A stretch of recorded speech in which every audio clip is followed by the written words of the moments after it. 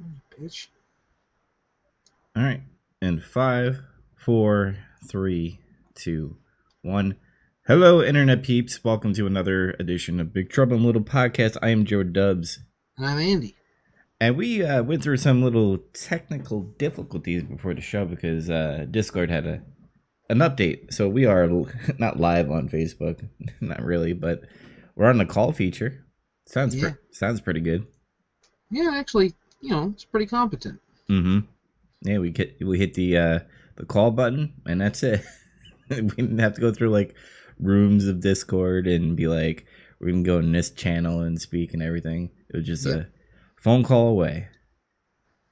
So this is episode 19. We are one away from episode 20 of our podcast, and that's a big accomplishment. 20 episodes. Yeah, it's a big number. I don't think have we ever gone far beyond 20. I don't know. I really haven't. You've been involved in a lot more than I have. Mm-hmm. Well, I've been in like the hundreds before. Mm. So yeah, we're getting there, and we're slowly getting better. I mean, we're starting to get into a flow a little bit.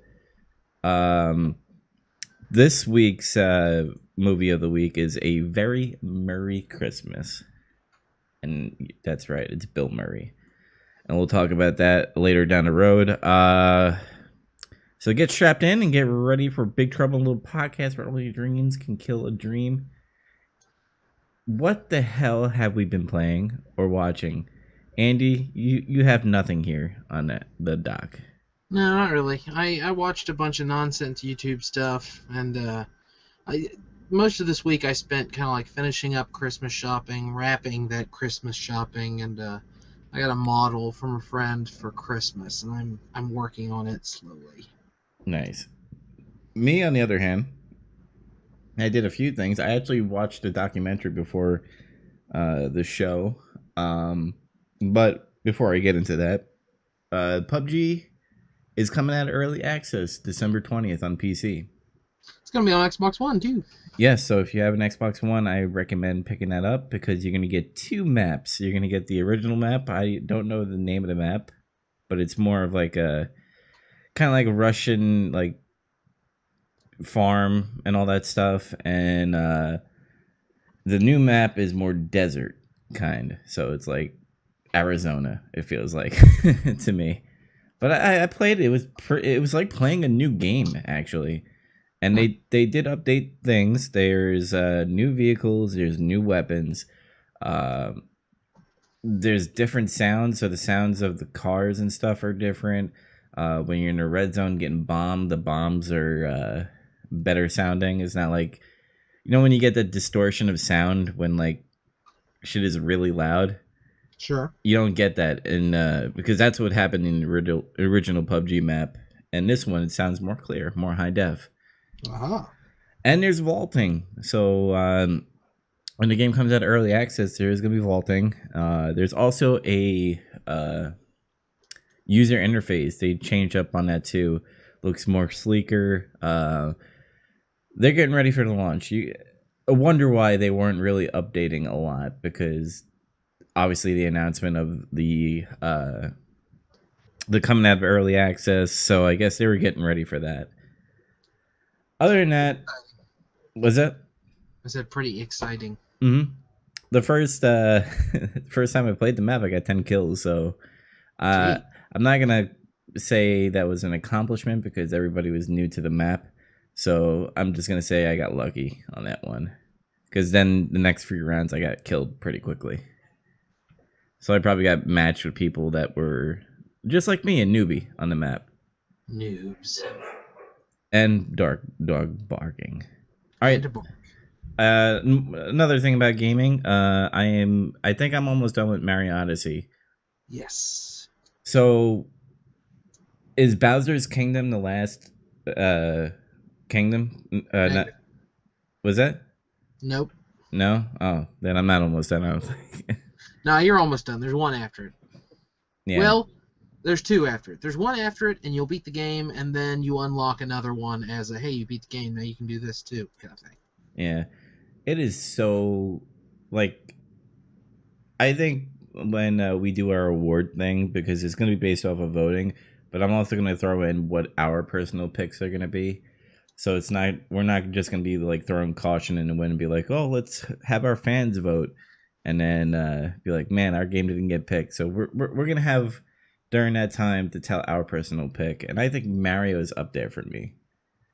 I can tell you it's a Switch game. I think both of us will say it's a Switch game at least. Yeah, I mean, I can tell you right now, my top two favorite games this year are both Switch games. Mm-hmm. Yeah, so I can't wait for that. The thing I watched, and I didn't plan on watching this, but on Netflix they have a Jim Carrey documentary. Did it play it right after you finished Murray Christmas? Yes. Yeah, it tried to do that for me too. Like, it sounded interesting, but I had something else to do. But yeah, it did the same thing. Like, it just kicked right over to that. Yeah, it was so good. I might have to add this as one of our movies of the week because it was that good of a documentary. I didn't know how much Jim Carrey went into character of Andy Kaufman to be him 24/7, even, backstage and all that stuff, behind the scenes.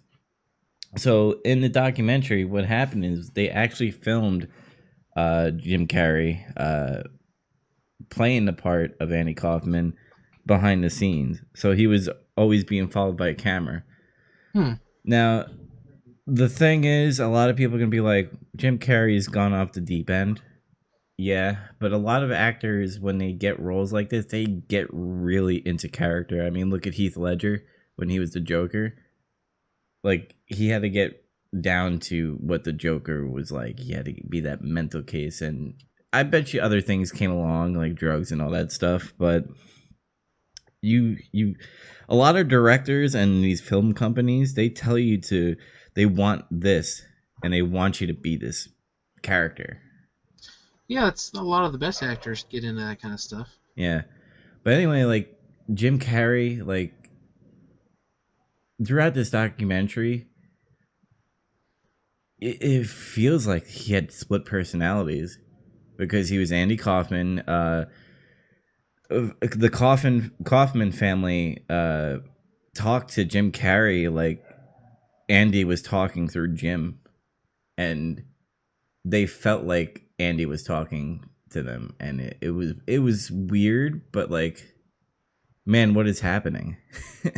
It's a really good documentary. I'll leave it like that, but there was times where I'm like,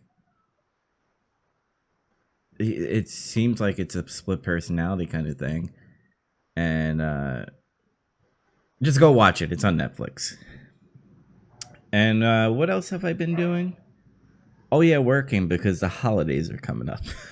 Yay, they're here, man. They're not just coming up. They're like, we're in them. Yeah, a lot of people. I work at a grocery store, and it's gradually getting busier and busier. People are buying fish. People are buying pasta. They're getting ready. The storm is coming, and Christmas is upon us. I cannot wait. I know Santa Claus is bringing me Xenoblade Chronicles 2. Have you touched on that yet, or popped in? No, I want to finish Yakuza first, but I haven't had much time to play it. I've been too busy. Yeah, and that's what I've been playing. Busier than usual. Usually Andy's the one that does a lot of stuff, and I'm just like, yeah, well, I already played PUBG. Yeah. Yeah. So no time. Anyway, let's get into our movie of the week, and it's positive, but I'm also gonna be like it's negative at the same time in this movie, and a very Merry Christmas. It's a short movie, by the way. Was it? Yeah. What is it like 40 minutes or something? Yeah, it kind of. This had to be like a special on Netflix. I don't know what year this came out. Actually, I'm gonna look that up right now. I think that was last year because that's when Miley Cyrus was kind of crazy. No, it was 2 years ago, 2015. It was a TV special. Interesting. Anyway, it's about Bill Murray, the character himself, the real guy, and he's doing like a live TV special in the movie of singing Christmas carols, just the huge that you do during Christmas, where you get all these actors to come together and sing Christmas songs and all that stuff. And George Clooney was supposed to be there, and just it was funny seeing like a picture of the Pope sitting next to Iggy Azalea. He had the Pope Yeah, coming. yeah. So what happened was there was a blizzard, and both airport, subway, and even cars couldn't get to the venue. So it was just Bill Murray and his staff alone. What they were gonna do, they were gonna put like the a different award show as like filler to make it look like there's people in the crowd. And he's like, "That's from the Golden Awards or something like that, or like the Oscars or something." It's like, we can't use that.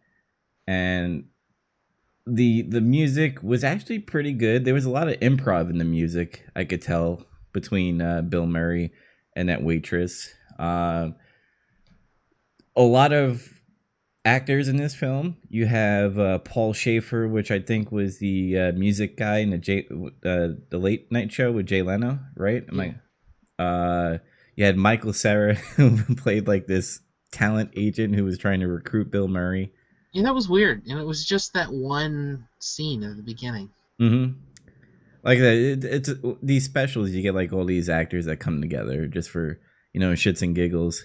You had Rashida Jones, who she was in The Office. She just in IMDb it just says The Bride.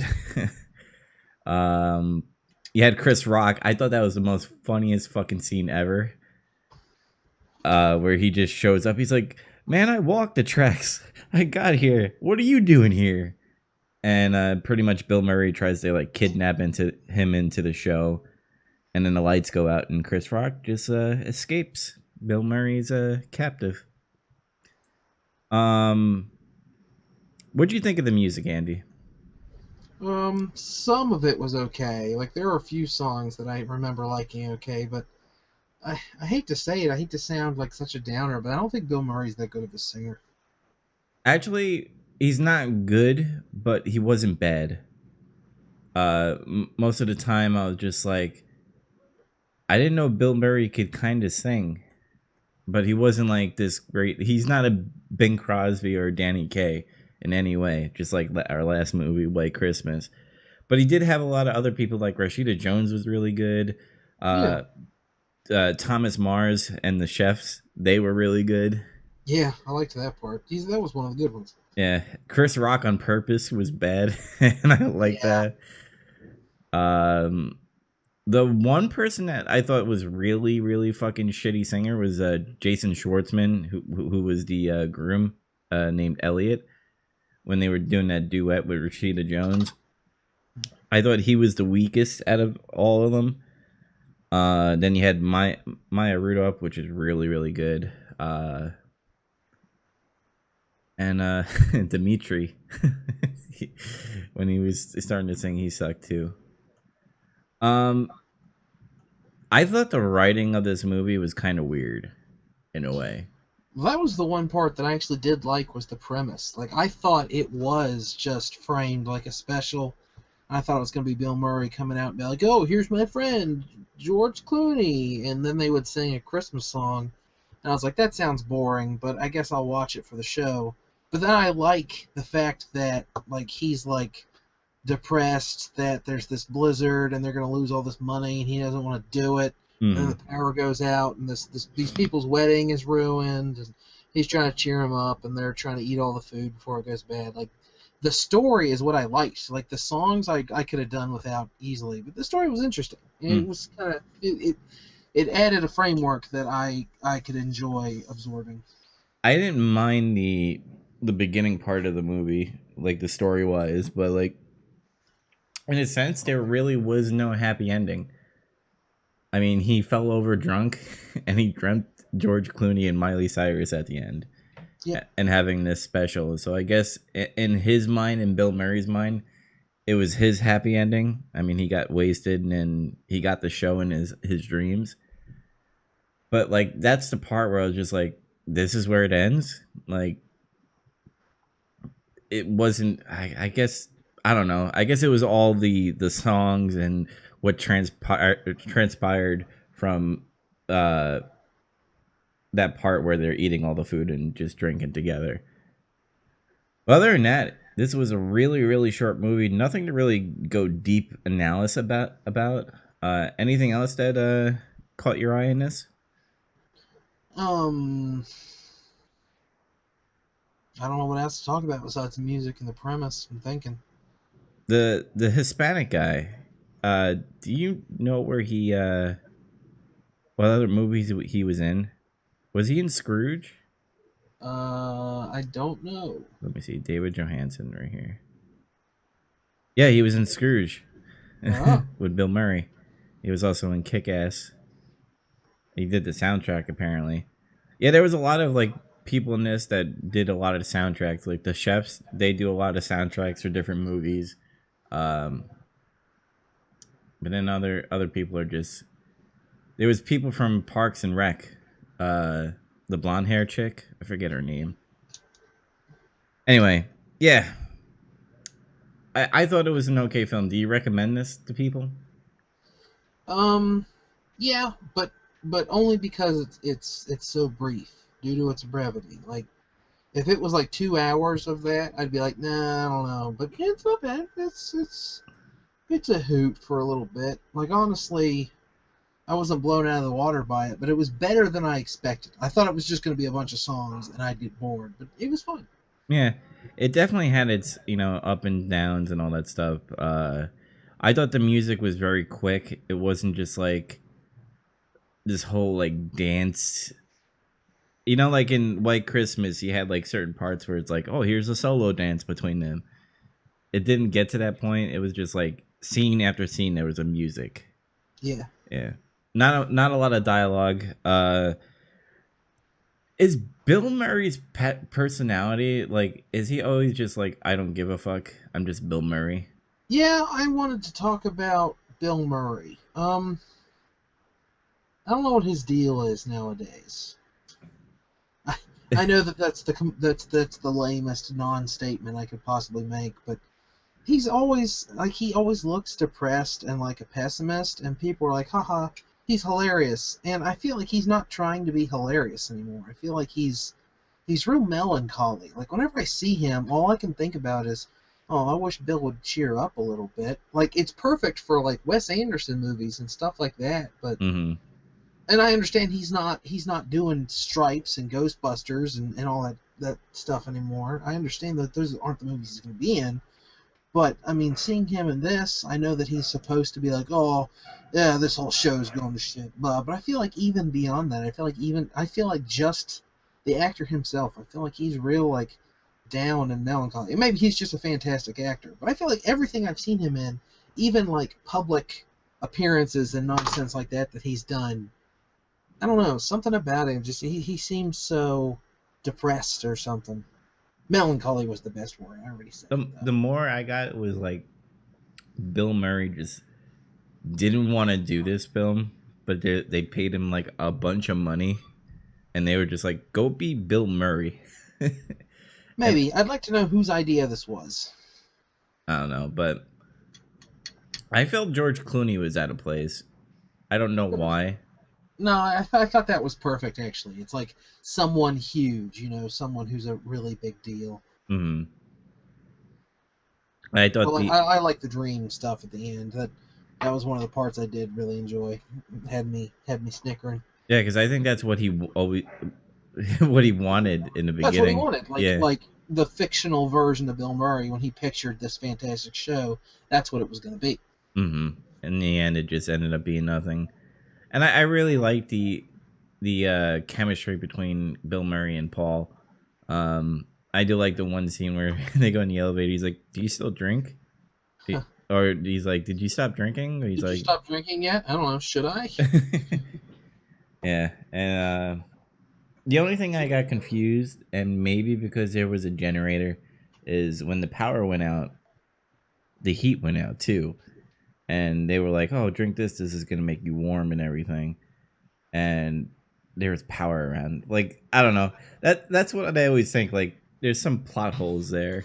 that I'm just not thinking, or Maybe maybe. it's like an emergency generator and it only powers the emergency lighting, Hmm. or maybe it's just movie magic. Like you have to be able to see. Like they would have just had small handheld lighting and candles, but then the cameras wouldn't work. So like, we'll just light the scene meagerly.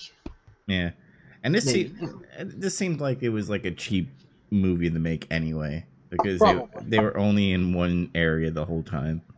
I guarantee that the only real money they spent was in actors' salaries. Yep, George Clooney, Bill Murray, Miley Cyrus. By the way, as much as people say like Miley Cyrus is crazy when she went through that time of wrecking ball and all that stuff, Mm. she has an amazing voice. Yeah, she sings fine. Yeah. Like the song that she sings at the end by herself was great. Mm-hmm. By the way, two movies in a row with both musicals. Yeah, it's like we did it on purpose. it's it's weird for me because I really rarely like musicals. Musicals was like the last really big blind spot in like my movie knowledge, and a friend of mine has kind of been getting me to watch. He had me watch Chicago, and he had me watch Court Jester, and he had me watch a couple other things, uh, little Shop of Horrors, stuff like that. Little So Shop I'm getting there now. Little Shop of Horrors is good. Grease is Yeah. always good. It will always be a classic to me. Hmm. I actually did watch Rent. Rent is good too. I don't know if you ever watched that. Not yet. Check it out. Again, musicals are hit or miss for me. I do want to see that Ryan Gosling movie with what's that chick's name? Something Stone, Emma Stone.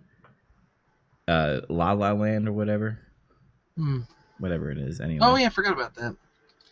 yeah, Ryan Gosling, who is also nominated for Best Actor in our award thing, but we'll get to that later. Yeah. Um, let's get into some news that, like you said, you recommend this because it's short. I recommend it because it was like entertaining, but sometimes I thought it was too short. I thought maybe an hour would have been fine. But yeah, check it on Netflix. A Very Merry Christmas. I like the pun. But let's move on to news that matter to us. Andy, what's going on with Pikachu? I have no idea. Like even in our outline here, we always put a header, what it is. I just put what? There's the like last year they announced that they're gonna make a Pikachu live action movie, and it's like Detective Pikachu, and Pikachu can talk, and he's just in the real world and he's solving mysteries. I Mm-hmm. guess it's based on something in Japan, but the movie is gonna like release internationally, and Ryan Reynolds is gonna be the voice of Detective Pikachu, and it's just I don't know, it's weird. Like it almost seems like, hey, who's hot right now? Ryan Reynolds? Yeah, we'll pay him for 2 days to come in and do a bunch of stupid voices. Yeah, let's choose. It's just weird. It's just I kind of wanted to bring it up just because of how interesting it is. Let's choose Deadpool, who likes to curse and stuff, to be in a children's film. Yeah, yeah, it's a strange choice, but I mean, it's not. I don't know. I can't picture any voice coming out of Pikachu because he's never spoken. Mm-hmm. The only voice that should come out is say Pikachu and all that Right. stuff. Yeah, so I don't know. I don't know what to expect from this, but it's interesting. Yep. So get prepared to hear Ryan Reynolds' voice in a Pikachu. Man, what a time we live in. Yeah. Wow. Moving on. During PSX, there was a lot of fighting tournaments. Capcom was there at PSX, and they announced that there's going to be a Street Fighter collection bundle of 12 games in one release. I'm thrilled about this. When they announced this, I shot it off to a friend. I was like, dude, Switch game, gotta buy this. Come on, get it. Yeah, and that's another announcement too, is that it's coming out May 2018. I'll put an asterisk there, even though this is a re-release, because sometimes Capcom likes to delay shit sometimes. But it's coming to Yeah, they're adding online play to 4 games, and that's the kind of thing that's going to take them time. Yeah, that's why I'm a little bit hesitant, and I think that's why they put May 2018 instead of having a rock solid date. It's gonna be on PS4, Xbox One, PC, and the console master race Switch. Yeah. Joking about that, by the way. Don't get all the fanboys hating on me now. No, he's being serious. Oh God, here they come. But so I'll name some of the games. You know what? I'll do the whole fucking thing. Street Fighter 2, Street Fighter 2 Champion Edition, Street Fighter 2 Hyper Fighting, Super Street Fighter 2, Super Street Fighter 2 Turbo, Street Fighter Alpha, Alpha 2, Alpha 3, then Street Fighter 3, Street Fighter 3 Second Impact, and then Third Strike. Third Strike is my shit right there. Yeah, I like that game too. Yeah. For those keeping score, that's every Street Fighter that came out before Street Fighter 4 except the EX games. Yes. And now, Andy, I have a question for you. What will be the price point, you think? 40. I'm going to go with 50. I think it'll be a $50 mark because of the online, I think. Yeah, I think you're probably right. I should have aired on the more expensive side, but I feel like 40 would be the right price point for this. I kind of wish this sounds a lot better than Street Fighter 2: The Final Challengers, which I have on the Switch and I do enjoy. It's a good game, but this is way better. This is like exactly what I would rather have. Yeah, especially when you have things that are going to be online, because you know the fighting game community love these games, and since you know they don't want to use like old systems because of the input lag and all that stuff. Yeah. I could definitely see like Evo and all that stuff using PlayStation 4 or Xbox to run these tournaments to play like Third Strike or Alpha 3 and all that stuff. Maybe people like having their fancy controllers, so that there could still be some factors. Is there a fighting stick for Switch yet? There's one announced. It's not out yet. It's going to come from what's that company? They make all the cool little Bluetooth controllers that work with like everything. They're making one that's going to work with the Switch, and as far as I know, that's going to be the first one to work with the Switch. But I think in Japan there either is or is going to be one as well. Is it Hori or Mad Cats?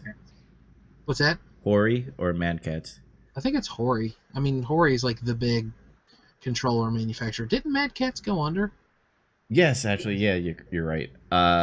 Hori also came out with the Switch stand. They came out with a lot of accessories for the Switch, actually. So I could see them doing a joystick for it. Yeah, can't wait to play Super Street Fighter on my Switch. All the Street Fighters, the best ones.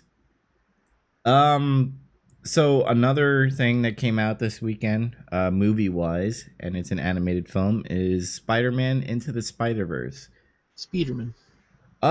Interesting, because both Peter Parker and Miles Morales are in the same universe in this one.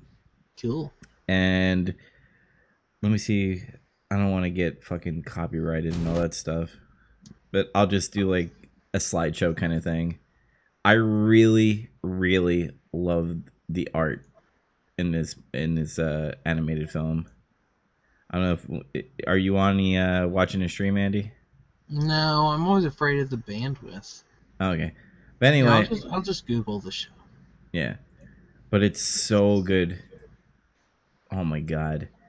I don't know about here's the cast. They have Marisha Ali, never heard of that person, Jefferson Davis, and Brian Tyree Henry. Theaters, that's weird. Yeah, so I think the focus is Miles. But I think in the trailer itself, when you get near the end, he's like, there's more of us wearing the mask, and I think he's talking to Peter Parker. Because it looks like Peter Parker. Now, did you watch the trailer or no? Not yet. Not yet? Okay. It's really good. It kind of looks like a Pixar film based off of how the characters look like and all that stuff. But it's Spider-Man. You can't go wrong with Spider-Man. So check that out. I think it's coming out Christmas 2018. That's what this says, yeah. Yeah. So, yeah, check that out. Another news during this weekend of a lot of shit that's happening. During the Game Awards, Kojima came out with another trailer for Death Stranding. Now, did you watch that trailer? Yeah, I watched it like the minute after they put it out. I had to watch it before I went to sleep, which was a mistake because it's creepy. It's creepy. Hell yeah, it's creepy, especially when you have a fucking baby giving a thumbs up inside of your throat. Uh, it's weird. I'll say that. I don't really know how to explain this. What did you like about it, and what do you think about it, Andy? I love the tone. It's unlike a lot of other stuff that I've seen. Like it's still, I've told people that I believe that Hideo Kojima is one of gaming's first auteur creators. An auteur is someone that like when they make something, you can tell it's theirs. Like, oh, this is very clearly directed by Wes Anderson because everything's pastel and weird, and all the characters have a detached sense of and they all have father issues. But I think whenever you see a Hideo Kojima game, especially anything that came after Metal Gear Solid on PlayStation, you can tell immediately. Oh my god, Kojima fucking made this, and that's only gotten stronger now that he's doing stuff like PT and this stuff that isn't Metal Gear. Excuse me. Um, yeah, I love the tone. I love that everything's kind of confusing, but it still has like some Hideo Kojima feel to it. I like that every time something about Death Stranding comes up, they don't really shove answers in your face. They talk about the Big Bang and they talk about the other bang, which I guess there's another Big Bang and it like has ruined reality or something. I don't know. That's my only guess, but the tone is the takeaway. Like it's so cool. My analysis is that these floating things that come out of nowhere and these handprints is from a different reality, whatever dimension it is that gets opened up. So when Ritas is talking about the Big Bang and all that stuff, it's not about an explosion. I mean, the Big Bang, that's the expansion of the universe and all that stuff. That's how the planets came to be and the universe itself. Uh, I believe, and then the second verse that he says in this is that it's about the the bang or the another explosion of life itself, humans and bacteria and all that stuff. Because so he's talking about evolution and how we evolved into from bacteria to whatever animal or mammal and all that stuff it is now.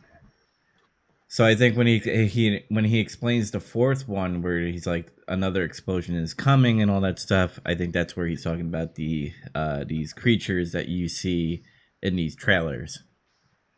Uh, through all three trailers, don't they seem like they're different universes, Andy?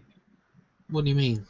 Like the first one, you see him naked. The second one, you see like a skeleton army, and then the third one is more like they look like they're on like a moon, kind of like on a different planet or something. Possibly. I mean, I guess I would accept that solution. Yeah, because you're seeing these handprints and all that stuff.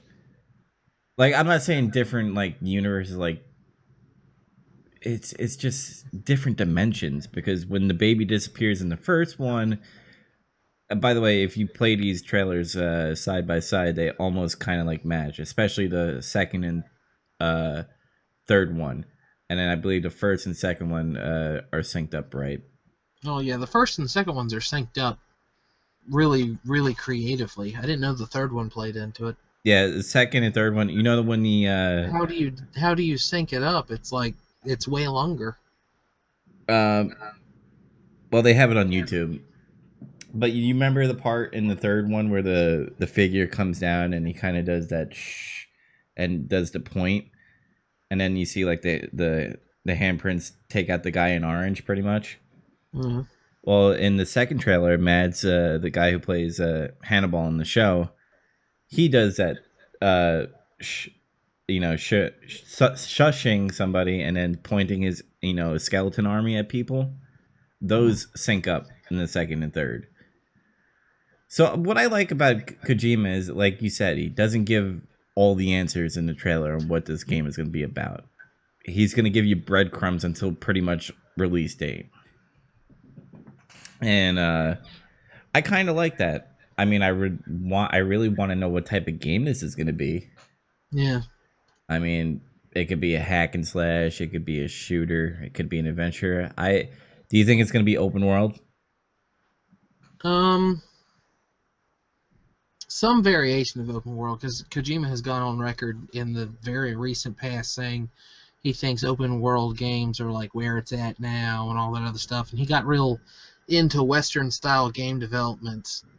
But I think kind of like Metal Gear Solid 5, it's gonna have like open worlds, but you can jump between them, or they're gonna be different chapters. Mm-hmm. That's what I think.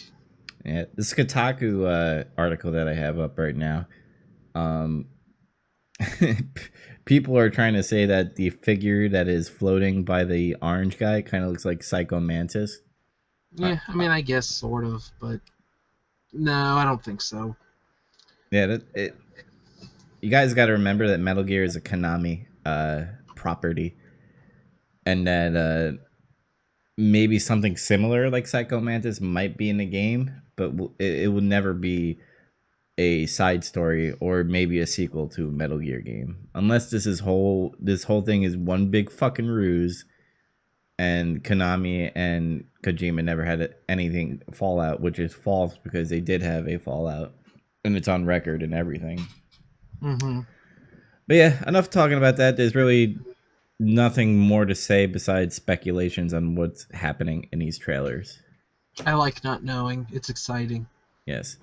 And then the final news story, the Game Awards happened, and a lot of shade was being thrown at EA.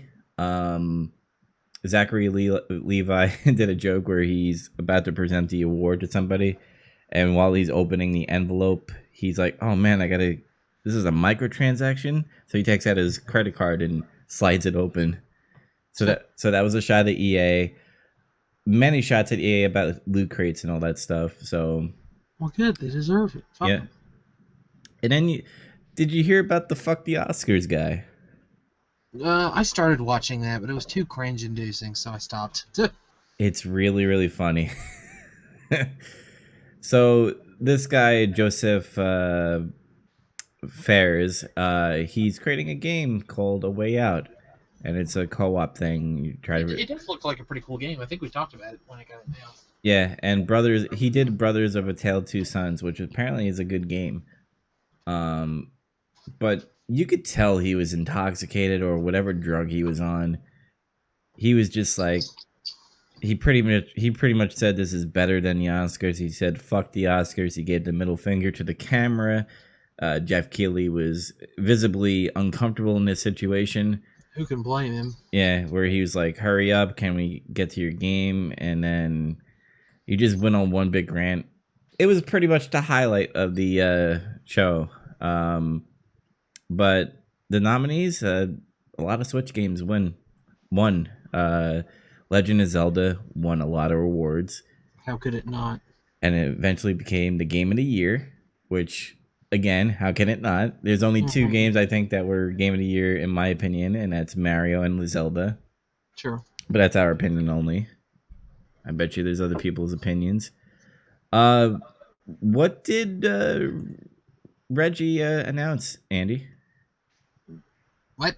What did Reggie Fils-Aimé announce at the award show? Oh, I don't know. I didn't watch them. Oh, I hate industry awards shows. All I did was wait for Kojima to reveal more stuff about Death Stranding, and then I just watched that on YouTube. That is the I've watched a couple clips of the Game Awards show, but well, industry awards shows are unbearable.